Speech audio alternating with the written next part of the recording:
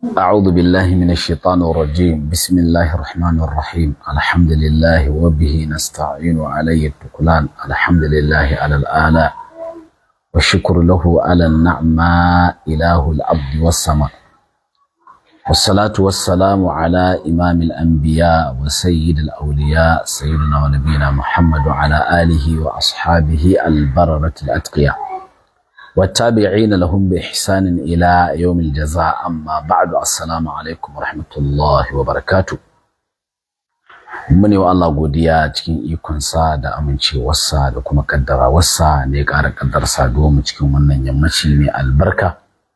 Mune wa Allah godiya bisa aka muna roƙon Allah ya karɓa mana kyawawan ayyukanmu, kusakuranmu kuma Allah ka yafe mana kuma ka ba mu ikon gyarawa. Allah ka nuna mana gaskiya a duk inda take, Allah ka ba mu ikon binta. Allah ka nuna mana ƙarya a duk inda take, Allah ka ba mu ikon guje mata. ‘Yan uwa masu albarka, kamar yadda kuka ga na sa topic shine Baffa Hotoro. Gaskiya ba ku da adalci. Wannan magana na faɗe ta ne ina da hujjoji akan yinta, kuma ina da dalilai waɗanda nake dogaro a kansu yayin yinta. Asali shi adalci wajibi ne a musulunci, wajibi ne kai adalci ba tare da duba wanda za ka yi wa adalcin ba, kamar yadda Allah subhanahu wa ta'ala yake faɗi kada gaba ko saɓani da ke tsakaninku ga waɗansu mutane ta sa ku ƙi musu adalci. Allah ce ku yi musu adalci, shi ya fi kusa da tsoron Allah. Kuma in za ka yi magana, ɗan yi haƙuri, wani ne ya kira na. Haka Allah subhanahu wa ta'ala ya ce, wa iza qultum fa'dilu, wa iza qultum fa'dilu walau kana dha qurba wa bi ahdillahi awfu. Allah ya ce idan za ku faɗi adalci, ku yi adalci. Haka in hukunci za ku yi tsakanin mutane, ku yi hukunci da adalci. Wa idha hakamtum bainan nasi an tahkumu bil adl. Haka Allah subhanahu wa ta'ala ya faɗi. To musamman dangane da kallon waɗanda suka yi magana, da kallon asalinsu, da kallon tushensu yayin da za a yi hukunci kan wata magana tasu, wajibi ne. Abin da nake nufi shine yayin da wani wanda asalinsa mai kyau ne, asalinsa ahlus sunna ne, ya faɗi kalma ta yi kama da kalma ta ‘yan bid'a, to a wannan lokaci hukuncin da za a yi shine ƙoƙarin ba shi uzuri da kuma tabbatar da asalinsa, saboda wannan asalin nasa yaƙini ne. Abun kuma da aka ji ya faɗi wanda akwai ƙanshin kuskure cikinsa ko akwai kuskure cikinsa, ko kuma ana iya fahimtar wani abu cikin maganarsa, wannan shakka kenan. Kuma a ƙa'ida ta shari'a tana cewa al-yaqinu la yazulu bishakki, al-yaqinu la yazulu bishakki. Haka wannan ƙa'idar take, yaƙini baya gushewa da shakka da kwakkwanto.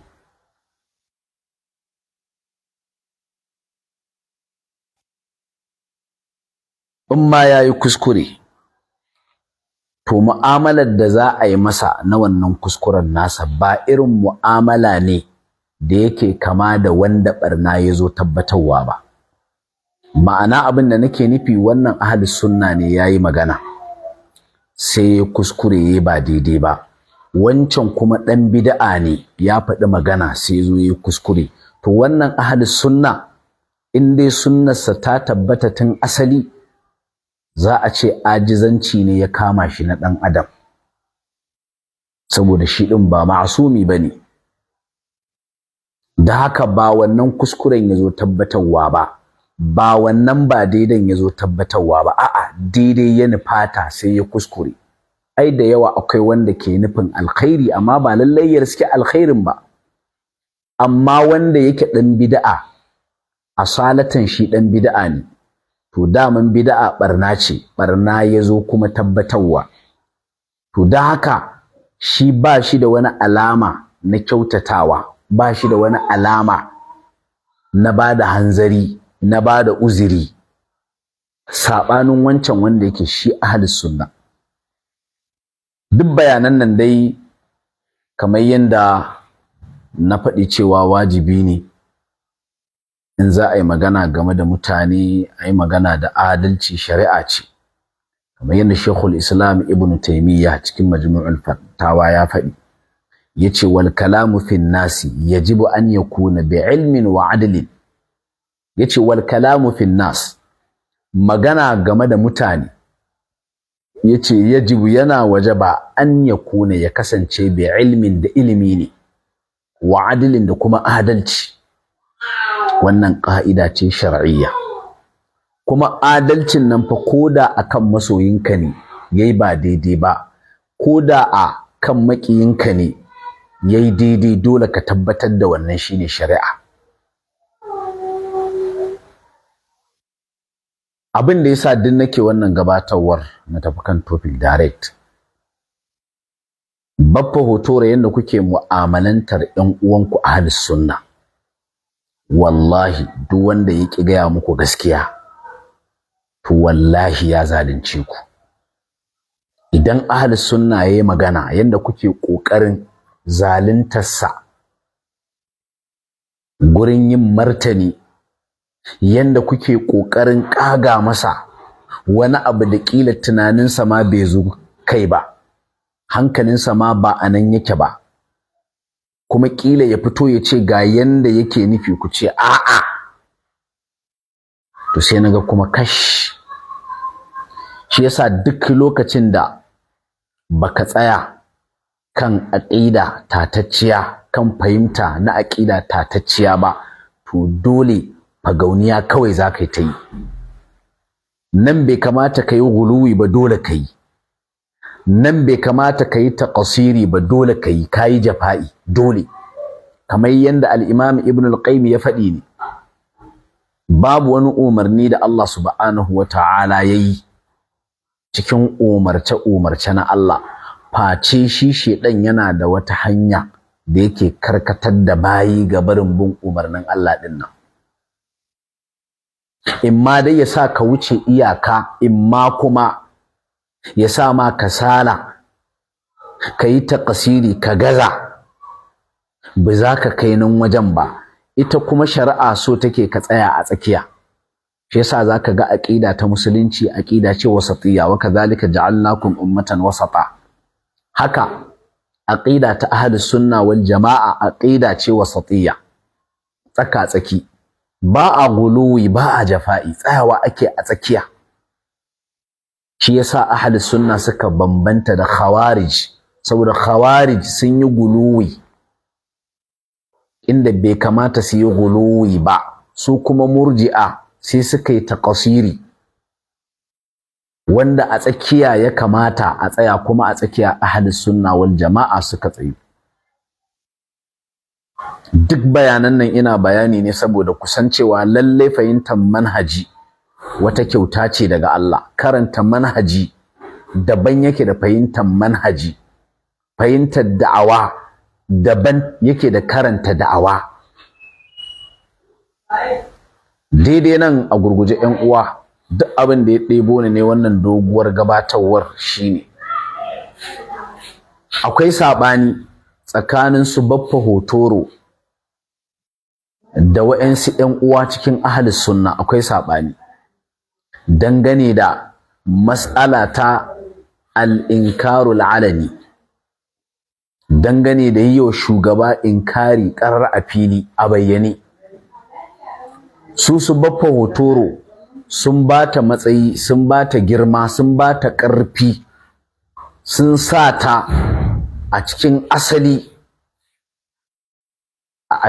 a cikin ginshiki, a cikin tushe na aqida ahli sunna wal jama'a. Haka su suka sa ta anan.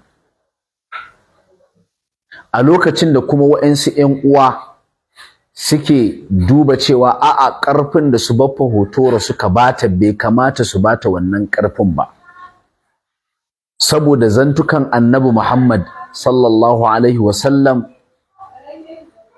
suna ɗabbaƙuwa ne, an gane, suna ɗabbaƙuwa ne akan shari'a ta addinin musulunci.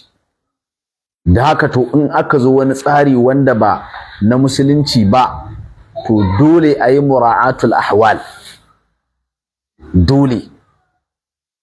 Shi yasa ne wa wani tambaya wanda yana ɗaya daga cikin masu fahimta irin su Baffa Hotoro, har yanzu ban ji amsa ba, kuma babu amsa. Yayi magana dangane da me aqida ahlus sunna wal jama'a, sannan yayi min tambaya na faɗi dangane da shugaba, me aqida ahlus sunna wal jama'a dangane da jagora, shugaba. Shugaba ya haɗa shugaban ƙasa, gwamna, ɗan majalisa, ciyaman. Wannan kenan in ka kalli demokratiya kenan. Amma idan aka ce shugaba a musulunci, akwai wilaya amma, wanda shine jagora, shine amir.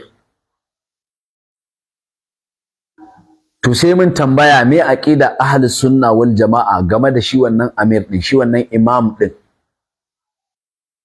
Sai nace shine as-sam'u wat ta'a, shine aji, a saurara, kuma ai biyayya, ai ta'a. Nace koda fajiri ne, nace koda azzalimi ne, nace wannan shine aqida ta ahlus sunna wal jama'a. Sai dai in kafirci ya bayyana ƙarar, wannan wani abu ne daban kuma. Nace amma aqida na ahlus sunna shine as-sam'u wat ta'a. Sai nace ni ma zan masa tambaya, kaga ni na bashi amsa cewa aqida na ahlus sunna wal jama'a game da shugaba shine as-sam'u wat ta'a.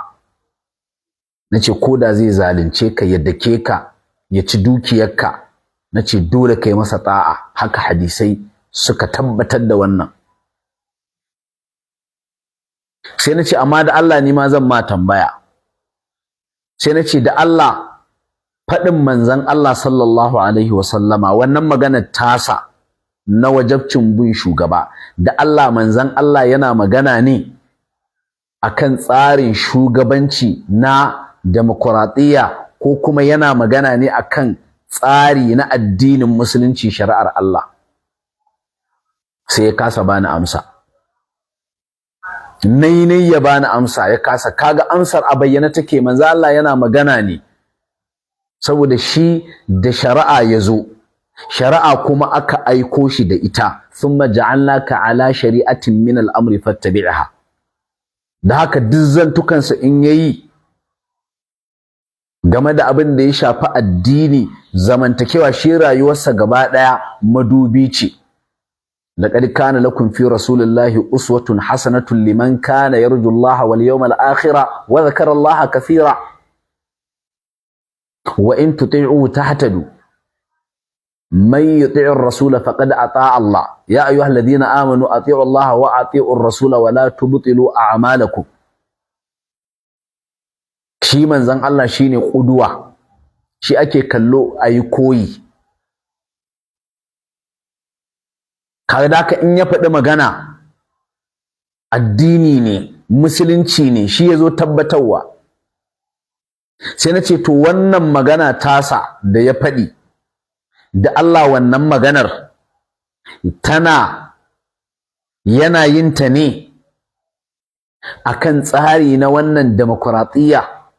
Ya kasa bani wannan amsa. Sai nace amsa ta fito fili, shine ba akan wannan yake magana ba, yana magana ne akan tsarin shari'ar Allah. Sai ƙara yin wayo, sai ce wai shi ba yana magana ne akan tsarin shugabancin ba, a'a akan shugaba yake magana shi, ba akan tsarin shugabancin ba. Ballantana in ce ai wannan tsarin dimokuraɗiyya ne, wannan kuma maganan manzon Allah tsari ne na shari'a. Sai ce shi yana magana ne akan shugaban ba akan tsarin ba. Sai na ce to wannan ka sa wa kanka wata ƙa'ida. Kenan yanzu kana cewa idan shugaba arne ne kenan, ba musulmi ba, mu yi fito na fito da shi kenan. Na ce haka ka akkada wa kanka wannan ƙa'idar kenan, tunda in ka ce manzo Allah yana magana ne akan tsarin, a'a yana magana ne akan shi zatin shugaban, shine ai masa da'a, ai masa biyayya, shi shugaban ake magana a kansa. Sai na ce to ai shugaban da zai zo ya hau na demokuraɗiyya shi asalinsa ma kafircin ne ƙarara ai, kenan yanzu kana cewa kenan shi in masa khuruji kenan. Na ce wannan abu shi kake faɗi a wannan ƙa'idar. To da haka saɓani ne wanda su Baffa Hotoro kun ba shi ƙarfi matuƙa, kun fitar da shi daga tsarinsa. Shi yasa kuka saɓa da ƴan uwanku na ahlus sunna. Kuma ɗin ahlus sunna ne, ba mu isa mu cire ku ba, ba mu isa mu cire kowa ba, manaji ne. Kusakurai kuma da ake samu ko rashin fahimta baka isa ka kore mutum daga ciki ba. Inda ya tabbata tun asali da yaqini ahlus sunna ne. Li'anna man sabata imanuhu bi yaqinin la yazulu anhu bi shakki. Wannan shine ka'ida.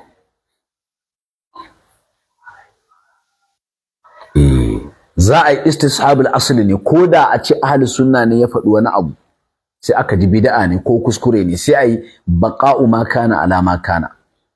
Musamman in mas'ala ce da take buƙatar tambihi, ya fito ya ce ga abin da yake nufi, to dole ne ka karɓi wannan munufar tasa, saboda kai ɗin ai ba shi bane. Kuma al'ibratu bil iradati la bil lafzi, wannan ƙa'idar al-Imam Ibn al-Qayyim ya kawo ta. Al-ibratu bil iradati la bil lafzi.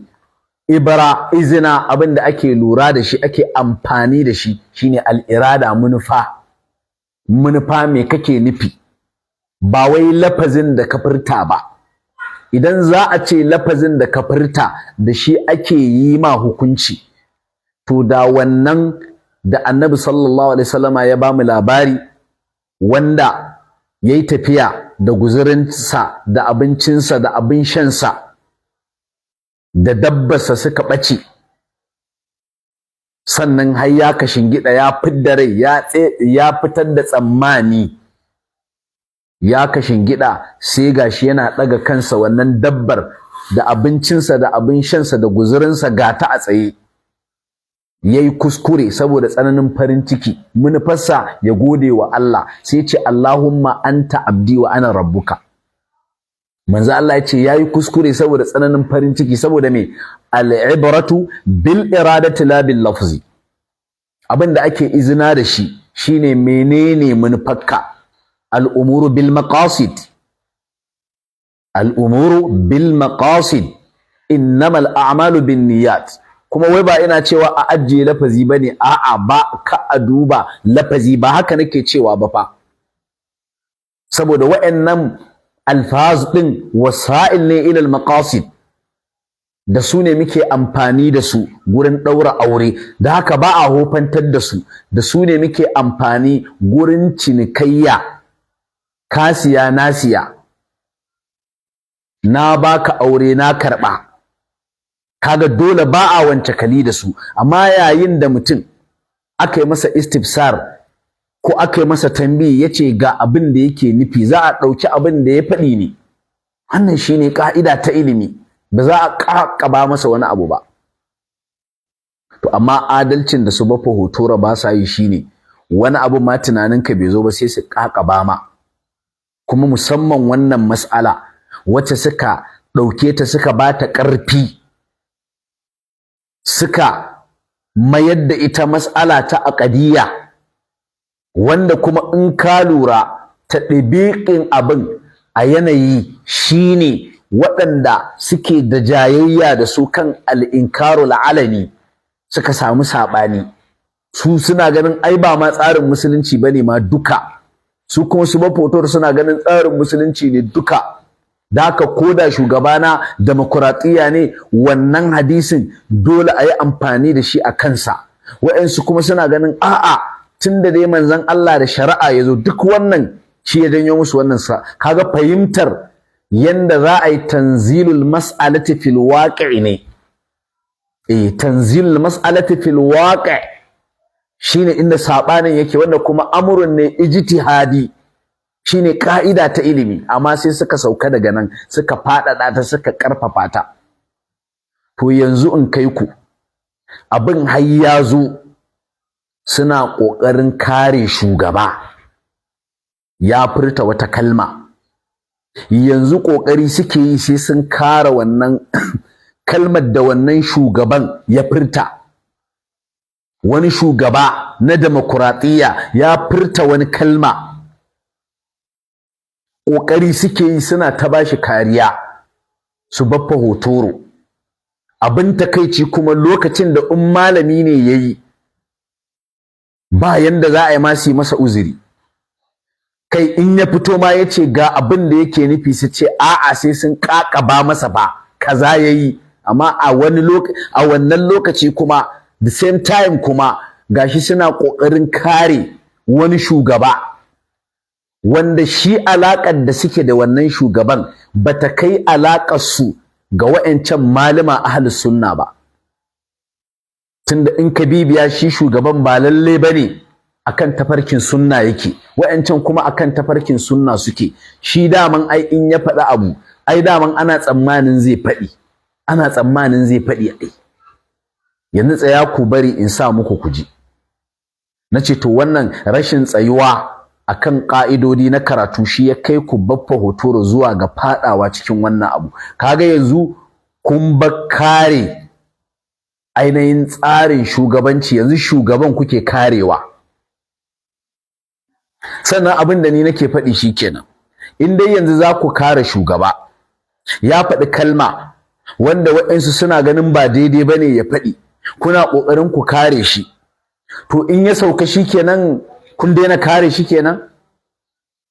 To ba gaskiya bace a bar da kuka furta kenan? Kenan yanzu akwai wani lokaci da za a kare gaskiya, akwai lokacin da ba za a kare ta ba kenan. Kaga ya kamata ku koma ku yi tunani, ku auna wa'annan abebaɗan. Wallahi wannan shine. Amma tsaya in sa muku ku ji yanda shi Baffa Hotoro yake ta ƙoƙari sai ya kare gwamna. A lokacin da kuma in wani malami ne baya bashi wannan uzurin, wanda shi ka'idar ilimi ma ta ce shi wajibi ne ma ka bashi wannan ka'idodin. Malami ahlus sunna wajibi ne ka bashi wannan ka'idodin da yanzu kake amfani da su akan gwamna. Yayi magana, tsaya ku ji abin da yake cewa.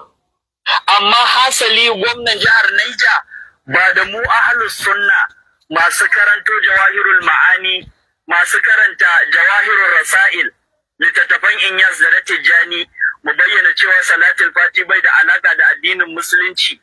Yan salatul fati yan Tijjaniya ba su da hujja, ba su da dalili. Ba da mu gwamnan jihar Niger yake magana ba. Ya je magana kan waɗancan yan ta'adda da suka dau makami. Dan girman Allah kaga, wallahi da malami ne, wallahi summa tallahi bi zai masa haka ba, wallahi bi zai ba. Kai da zai masa ya fito ya ce a'a, sai ya ce a'a kaza, amma kaga yanzu. To shine ni tambayar da nake da Allah zuwa ga su Baffa Hotoro. Mun ji al-inkarul alani, mun ji yanda kuke faɗi asuli ne daga cikin usul na ahli sunna, koda a zamani ne da muke ciki na wannan demokratiya wacce ba shari'ar musulunci bace, mun ji. To da Allah kare maganganun da shugaba yayi shi ma yana daga cikin wannan abin, wa ya sa ku kuma in shugaba, tunda ai a yi masa inkari aka ce ko ba a kare zantukan da yake faɗi ba fa, wanda kuskurensu ya bayyana ƙarara cewa aka ka ai masa inkari ba a kare shi ba, to dan Allah ina kuka samu a kare shi? A cikin wata tafiya kuka samu a kare maganganun da yake faɗi dan girman Allah? Tsaya ku. Amma hasali gwamnan jihar Niger ba da mu ahlus sunna masu karanto jawahirul ma'ani, masu karanta jawahirul rasail, littattafan Inyas da na Tijjani, mu bayyana cewa salatul fati bai da alaka da addinin musulunci. Yan salatul fati yan Tijjaniya ba su da hujja, ba su da dalili, ba da mu gwamnan jihar Niger yake magana ba. Ya je magana kan waɗancan 'yan ta'adda da suka ɗau makami suka mamayi wani local government a jihar Niger. Har aka yi kashe-kashe, aka zub da jini, an ce an kashe mutum ya kai kaza. Ana faɗa a labarai cewa adadin mutanen da aka kashe. Kaji ana faɗa a labarai. Da hukuncin labarai da kuma abin da kaji gwamna ya furta, wanne ne aqwa? Wanne ne aqwa? Da abin da isnadi ne ali, wanda kishiyarsa shine nazil, to ga ali ga nazil, da Allah wanne ne aqwa? Aka ce a labarai, da shine duk yake so sai ya kare wannan abin da gwamna ya furta. To abin da nake so ni in tambaya da Allah, shin daman ba mas'ala ne na ka ai masa inkari ba, hadda in ya furta wa'insu kalmomi a zo a yi ƙoƙarin kare kalmomin? Daman haka fahimtar taku take? Idan ba haka ai yake ba, to me ya kai ku zuwa ga kutsawa kuna ƙoƙarin kare shi kuma? To kaga wannan sai ya nuna ma asali fahimtar bata gina akan sunna bane, dan shi sunna manhaji ne, asalin fikira ce wacce take ba akan tsarin manhaji ba. Wannan shi ya kai ku zuwa ga fadawa yanzu kuna kokarin ba wai ai masa inkari ba ma, a ringa kokarin kare zantukan da ya furta. To waye sa ku? Waye sa ku ku kare? Daman akwai wani wanda aka sa ku a duniyan nan in ya faɗi magana sai kun kare wannan zantukan da ya faɗi? Dan Allah akwai? Idan akwai ku gaya mana. Amma dai yanzu mun ga gwamna a lokacin da in wani malami ne ɗan aƙidar ku ya faɗi wata kalma ko yayi wannan, ƙoƙarin shi kuke yi ku ƙaƙaba masa wa'annan ihtimalat ɗin da kai kake kawowa ko wannan, dan kawai a'a ka bashi kariya, ba ka ba wa irin wancan malamin. Yasa wato Allah ya sa mu dace. To yanzu dai sun je kawai sai dai sun kare gwamna. To shikenan, da Allah in kun bani amsa na cewa da Allah baffa mun ji al-inkarul alani, yi wa shugaba inkari a fili a bayyane haramun ne, baya halatta, aqida ce. Aqidan ma ko da a ce tsarin demokuraɗiyya ne ƙarfinta daidai yake da ƙarfin na musulunci, ko da a ce wannan ne mun ji. To da Allah ina aka samo kare zantuka da shugaban nan kuma ya faɗi? Dan Allah ina aka samu wannan? Dan Allah idan kun bani amsa inda aka samu wannan kare wannan zantuka da wannan shugaban ya faɗi, kun samu, kun bani amsa, ina da wata tambaya kuma da zan muku. Kun ga dai wannan gwamnan ba da ban kakku mun sharri ba, wannan tambaya tana da ɗan tsauri. Tana da ɗan tsauri, amma alwasa'il laha ahkamul maqasid. Alwasa'il laha ahkamul maqasid. Alwasa'il laha ahkamul maqasid. Kare gwamnan da yake cikin tsarin demokuraɗiyya fa zai kai ku wasila ne zuwa ga kare demokuraɗiyya fa.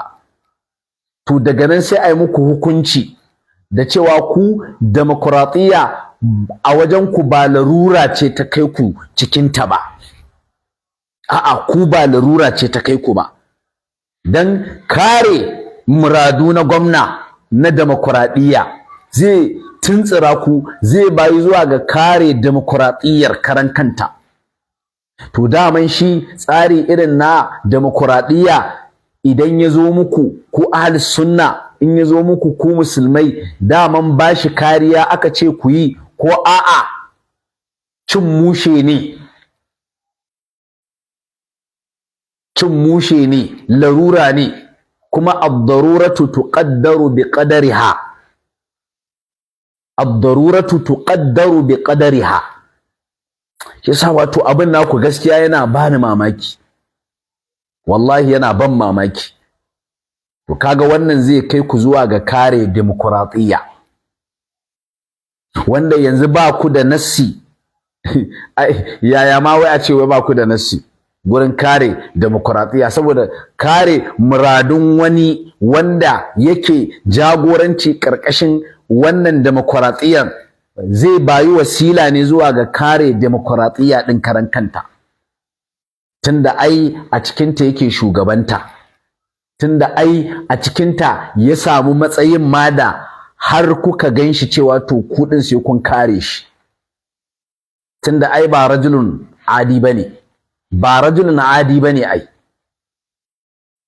To kaga sai ya kai ku zuwa ga kare demokradiyya, wanda kuma wannan demokradiyya na tabbata in zan tambaye ku abin da za ku ce kawai kuna cikin halatul darura ne. Kuna cikin halatul darura ne kawai abin da zan ce muku kenan. Amma kaga yanzu kokarin kare ta ai kuke. Kuna kokarin kare muradun gwamna, da wani malami ne kuma kuna kokarin yi masa sharri. Wallahi kuna kokarin yi masa sharri in wani malami ne. Yanzu mafitar da yake ta kokari sai ya bawa gwamna shi Baffa Hotoro. Ba yanda za a yi ya bawa malamin sunna wannan mafitar. Duk kun karya abin, kun karya ka'idodi na ilimi. Anya ga shinkafa tana kauri.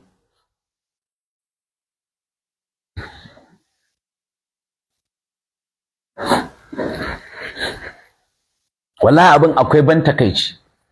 Wallahi akwai ban takeici abin, ku yi haƙuri. Allah ya sa mu dace.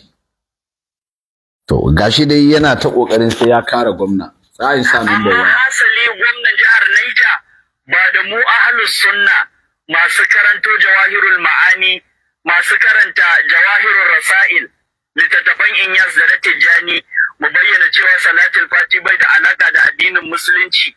Yan salatul fati yan Tijjaniya ba su da hujja, ba su da dalili. Ba da mu gwamnan jihar Niger yake magana ba. Ya je magana kan waɗancan 'yan ta'adda da suka da makami suka mamayi wani lokaci. Wallahi in wani malami ne na sunna, wallahi ba za ku bashi wannan kariyar ba, kaji fa. Kuma duk wannan abin da ya kai ku kenan, kage yanzu manufofin demokradiyya yanzu kuke karewa. To wannan kuma waye sa ku cikin tafiyar sunna? Waye sa ku cikin tafiyar sunna? Cikin ma musulunci ma waye sa ku? Ina salaf ɗinku a nan?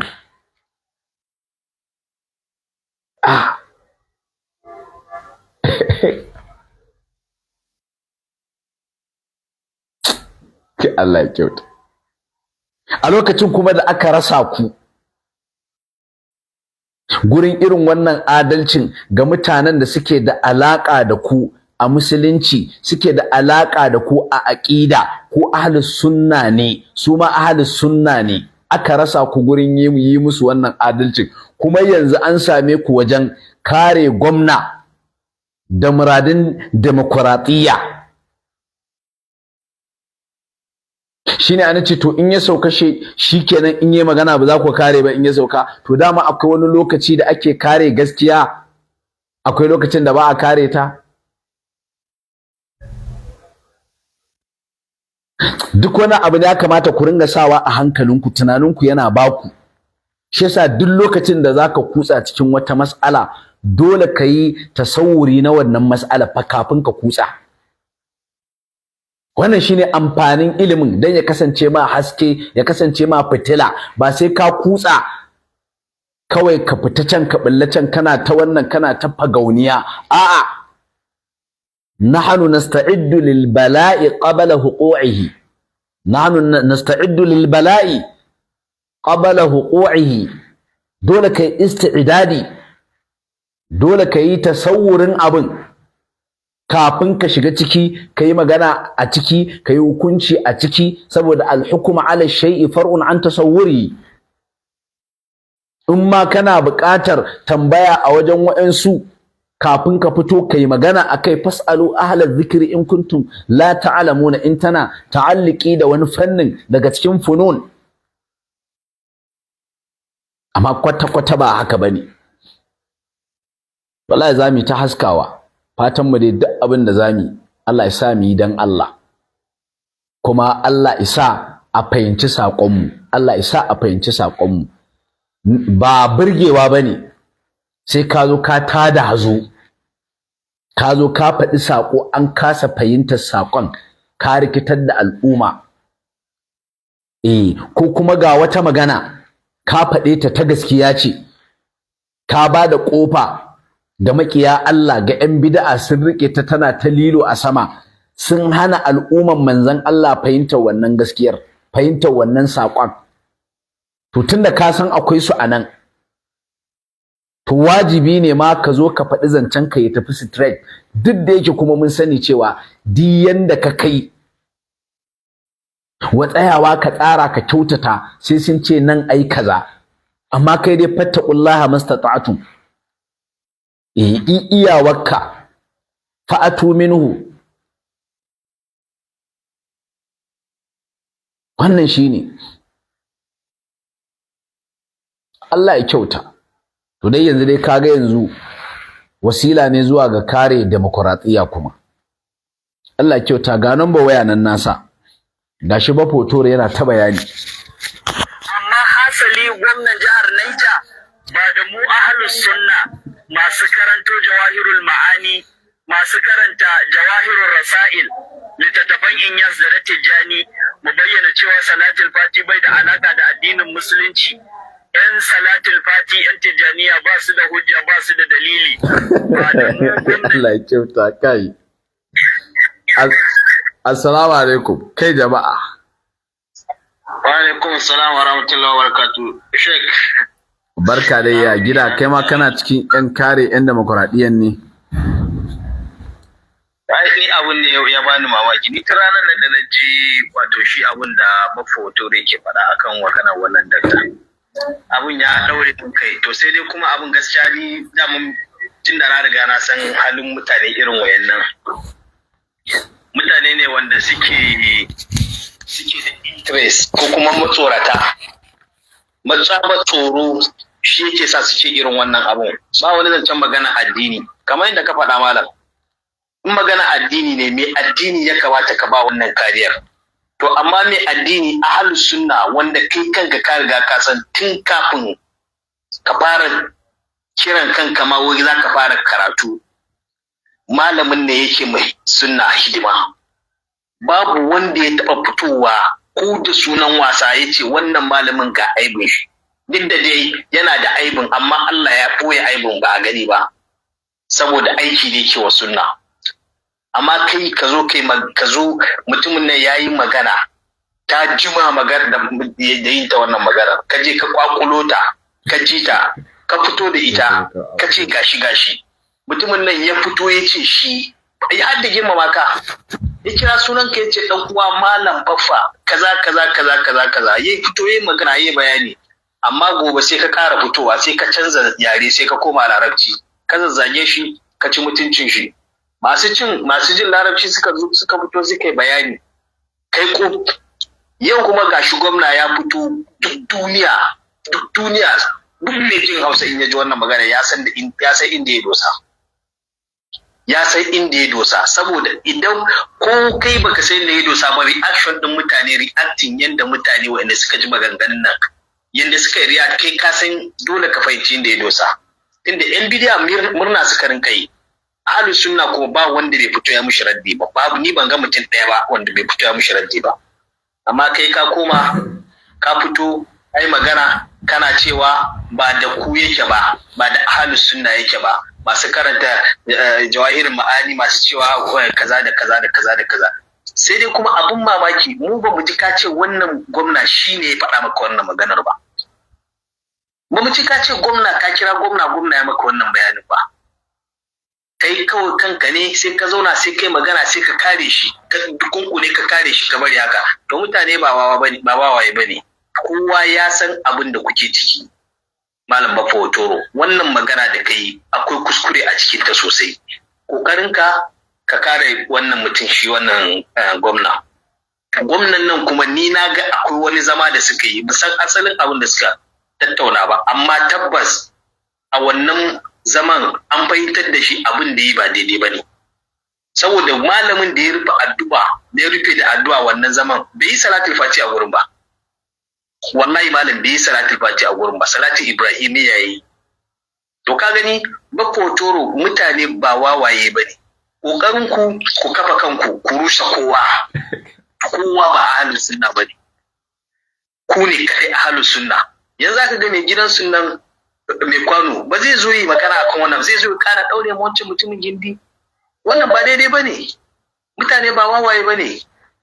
Kai kadai ka fito kana wani ta kunkule ka kudindina wannan magana ka turo mutane, to kowa sai an buɗe ta an filla maganar da kai ba daidai ba ne. Wannan mutum yana so ya kawo rudani ne, amma an ladabtar da shi, an fahimtar da shi cewa abin da ya ba daidai ba ne. Kai ma kuma wannan abin da kake an gano ka Baffa, gara ka canza ka koma ka bi yan uwanka ahlus sunna ku ci gaba da aiki normal. Amma ba haka ba wallahi malam, bayan da za a yi mutanen, idan ma ku ba ku fito kun fayi wannan abun ba mutane ba sun gane fa malam. Akwai da yawa a cikin ku wanda suka gane, amma ba su fito su yi magana ba. Saboda me? Saboda suna jin tsoro kare zo ya zage su, saboda aikinsa ne haka ya zo ya zagi mutane. Amma ga inda ya kamata ka je ka yi zagi ba ka je ka yi ba. Wannan ba daidai ba ne. Allah ya sauke malam, Allah ya saka da alkhairi. Wallahi malam ku rinka wayar mana da kai sosai, in ba ka ba wallahi mutanen nan za su fata sunna. Allah malam. To Allah ya sauke. to akwai waɗansu waɗanda suke ba da wai shawara cewa wai akwai wani wallahi sai da ya ban dariya.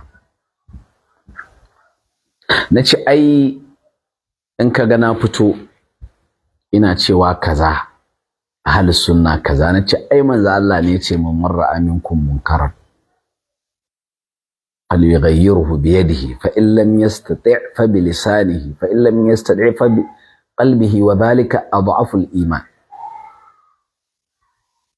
Wai sai ya ce wai na zaɓi wai na ƙarshe wai wa zalika adhafu al-iman. Na ce kai zaka zaɓa min ma imanin wanda zan yi? Wai ya kamata wai mutum kare yan bid'a. Kenan in wani mu yayi ba dai wannan, in wani mu yayi ba daidai bane, in wani mu yayi shine daidai kenan ko? Assalamu alaikum. Assalamu alaikum. Wa alaikum assalam wa rahmatullah. Sheikh. Alhamdulillah Sheikh, ya ibada ya wajen? Wallahi alhamdulillah Sheikh, ya karfin jiki kuma. Allah alhamdulillah. Na ga malam yana live ne, ba sani ba ko ya sauka ne, to amma sai kaman ba. Ina live yanzu, ana jin ka Sheikh. Yawwa to alhamdulillah, da yake anan bai nuna mun an dauka ba ne. So ina malam fata alkhairi, ubangiji Allah ya saka da alkhairi. Ya Sheikh, kuma Allah ya saka maka da alkhairi. Nake da abubuwan da malam yake tattaunawa. Na'am Sheikh. Wanda shakka babu da ahlus sunna na san ya ji irin abin da suka ji na rashin daɗi da rashin yanayin yadda cikin mu ya kasa aiki game da wannan matsalar. Kuraratan ga yadda al'amari ya kasance, amma ga hanyoyin da ake bi wajen ganin sai an ba da kariya a kai. Saboda haka assalamu alaikum. Wa alaikum assalam, muna jin ka Sheikh. Yawwa to gaskiyar magana a irin wannan za ga ba karamin koma baya bane ko na kasu game da sunna, ko da ke inda nake akwai dan yanayi da zai ba da dama ba. Okay, sure. insha Allah to sai Allah ya saka muku da alkhairi, jazakumullahu khair. To wannan shine abin da yake faruwa. Dole ne mu tsaftace gida, dole ne mu gyara gida. Muna kiran baki mu zo mu sauke su, amma ai bakin mu ne yan ɗariku. Su zo su karɓi sunnar Annabi Muhammad, ko in ce su fahimce ta, su gane ta, mu wayar da su, mu haska musu yanda mu ma muka gane. Amma mu gyara musu wajen da za mu sauke su mana. Ai bakin mu ne. Man kana yu'minu billahi wal yawmil akhir falyukrim dhayfa. Da haka mu girmama su, sai mun gyara musu gidan da za mu sauke su. Irin wa'ansu abubuwa na sunnar sai mun gyara su, a yi su a ilmance, a yi su a karance, a yi su a dalilance, sai mun gyara wannan abin gaskiya. Sannan kuma muna kiran wa'ansu, amma kakka ce wai a kwata-kwata a kyale wai na gida, kawai kowa yayi abin da ya ga dama, ba saiti, babu hoge, babu taka birki, kawai shikenan. Tunda dai ahli sunna ne, in dai mutum ya ce shi ahli sunna ne, to kawai duk abin da ya daidai ne, kuma duk abin da ya ka ai masa raddi, a koma ai kiran yan ɗariku. Wannan ai wawanci ne da rashin fahimta addinin musulunci ma. Shi addinin musulunci kullun gyara yake, ciki da waje kullun gyara yake. Kullun gyara yake ciki da waje. Wannan shine tsarin gaskiya. Kai wanda ya kira na yake mun wai ya kamata wai Jamilu dai ayi kaza, nace ayi me? Ai nace ayi me kan lamarin Jamilu? Ya kamata a bar shi haka a tinkari yan ɗariku, a bar shi haka yayi barna. Tun yana abin da yake yi, jama'a suna ganin kuskure ne, sai an rufe baki, shikenan a kyale shi ya ta yi har a ringa zata daidai yake, ya ɓata harkar ilimi, ya koro jahilai cikinta, kawai sai a zuba masa ido saboda shi ahli sunna ne. Kuma irin su Jamilu, wallahi su ne suka haifar mana da irin wannan yanayin da muke ciki. Har wani gwamna wanda ba addini ya karanta ba, wanda lamarin boko yayi, har ya janyo yana sa baki a ciki, irin su Jamilu wallahi su ne suka buɗe ƙofar. Saboda shi ma gwamnan ya ga kowa kafa kyamara yake, shi ma malami ne, shi ma malami ne. Mas'ala ta karatu ta koma kowa kawai shi kenan, dole shi ma gwamna ya tofa albarkacin bakinsa. Ai inda a ce an bar hanyar a yanda ya dace, ta sunna, ta karatu, ta ilimi, ta hujja, ta nutsuwa, ta hankali, wallahi shi gwamnan Allah ba zai sa baki ba, wallahi. Saboda ya san cewa ahlul fanni suna girmama fannin, ba zai musu kutse ba. Amma sai ya ga abin haka, inna rududu, kowa fauda, dole shi ma ya tofa albarkacin bakinsa. Ai saboda ya kowa tofawa yake. An kaskantar da darajar ilimin. Kuma duk wani wanda zaka ga ko ya goyi bayan Jamilu, wallahi summa tallahi, kana ji, jahili ne. In kuma akwai ƙanshin ilimi, kaga dai yana goyon bayan Jamilu ko, to waje ɗaya ne kawai. Kila Jamilu yana zagar waɗanda suke da saɓani da shi, kila cin hanci ce. Ai na san ba daidai ai kake ba, na san barna ma kake wa ilimi, na san barna ma kake wa sunnar, amma tunda kana raina waɗanda muke da saɓani da su, to shikenan sai in nuna ina goyon bayan ka. Ba wai dan fa na tabbata ilimi wai kake yin bayani ba fa, ba wai na tabbata gaskiya fa kake bayyana ba fa, na san jahilci ai kake fa, amma tunda mun haɗu da kai, mun haɗu da kai a wata fuska ta cin mutuncin wa'ansu, a wata fuska ta zage-zage, to ina bayan ka. Amma da wuya kaga malami yana goyon bayan Jamilu, wallahi sai dai jahili. In kuma malami kaga ya goyi bayan Jamilu, to ga dalilin da yasa ya goyi bayansa, amma wai ba dan cewa Jamilu ilimi yake yaɗa ba. Wallahi ya san Jamilu jahilci yake yaɗawa. Wannan shine maganar gaskiya. Allah ya kyauta, Allah ya sa mu dace. Dole ne mu ringa bugun gida muna bugun waje shine nan magana gaskiya. Ba ka ba sai a ɓata harkar karatun. Mu akwai wani abu da muke da shi ne da ya fi mana karatu, wallahi babu. Na rantse da Allah ba wani abu da muke da shi da ya fice mana wannan ilimin, wallahi ba mu da wani abu mai kima sama da shi. In kuma muka bar shi aka tozarta shi, aka wulakanta shi, aka sa ya zamanto ba shi da kima, kowa sai ya sa kyamara shi ma malami, ya yi jahilci, ya jahilta, ya jahiltar, ya yi ɓarna, shi ma kuma maɓarnacin ne. Sai a bar abin sasaƙai, amma ana yi ana ƙaimi. Wai wani yake ce min wai Jamilu wai yana cewa ko menene, ko wai Jamilu yana cewa ko ya ji ko raddin da ne masa, ko wai Jamilu ya nemi martani. Nace ai ni ban san ma ni wai ya ne ba, wai ko na ce wai Asadul Ghaba, wai ko kaza an wannan, ko na ce wani haka dai something dai, ni ban riƙe abin da yake gaya min ba. Ai nace to gaskiya Jamilu ya kamata ka koma ma makaranta ma, ba kama da fahimta. Kai baka san Alkanawi ba? Ai ni bana kamo inda kake da wajeyi.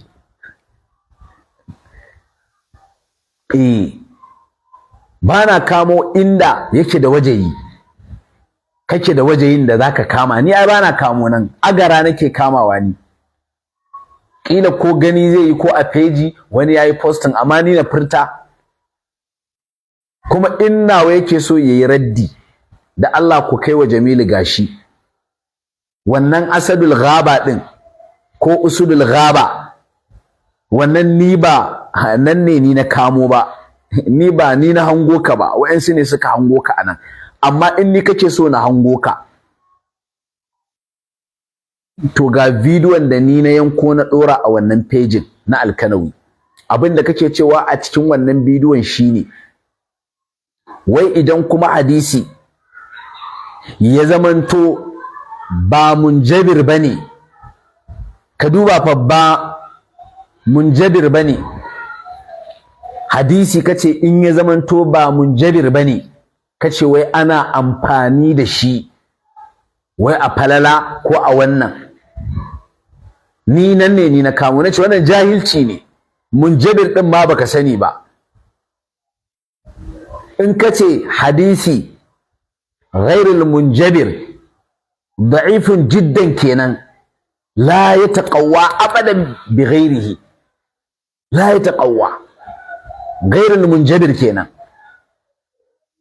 Nace da wannan abin da ka faɗi wai hadisi in ya zamanto ba munjabir bane ana amfani da shi wai a abin da ya shafi falala, nace wannan jahilci ne. Ka rushe littattafai sun fi 100 da wannan maganar taka. Amma ni ba ni ne na Asadul Ghaba ba ni bane, ga wacce nayi ni. Da Allah ji ka kai bayani, ga wacce ni nayi. Kace wai hadisi in ba munjabir bane wai ana amfani da shi a wajen falala. Kuma in ba munjabir bane, wato baka san munjabir shine wanda ake amfani da shi a wajen falala gurin waɗansu malama ba. Shi munjabir din in ya zama to ghairul munjabir da'ifun jiddan kenan, la yataqawwa ai. Ni wannan gabar na yanko na sa bidiyon ka akai, amma ni ban yi akan wai Asadul Ghaba ba. Da Allah ko tura masa ya je nan. Ni ga magana na nan, ai na ce ni agara ni nake kamuwa, ba na kama wai inda wai zaka je wai har kana lalibe ko ka kama wajeyi ko ka kama ai wata fuska, ba na kamo nan. In ka san Alkanawi, in ka san Alkanawi, ba na kamo nan. Ni agara nake kamawa inda baka da mafita. In na nuna ka, wallahi sai dai a ganka a rataye ko ka kanka kana lilo, amma ƙarya ne wani ya sako da kai, ƙarya ne kai ma ka sako da kanka. Kuma gashi na sa ka yanzu, ni ban yi ma akan Asadul Ghaba ba, in ma an yi posting ba ni ne ba. Amma ni ga wanda ne posting nan, gashi ina maimaita ma, ka ce hadisi in ba munjabir bane, wai waɗansu malaman suna ganin za a yi amfani da shi fannin falala. In ba munjabir bane ba fa, gairul munjabir fa kenan. To kaga baka san ma munjabir din ba.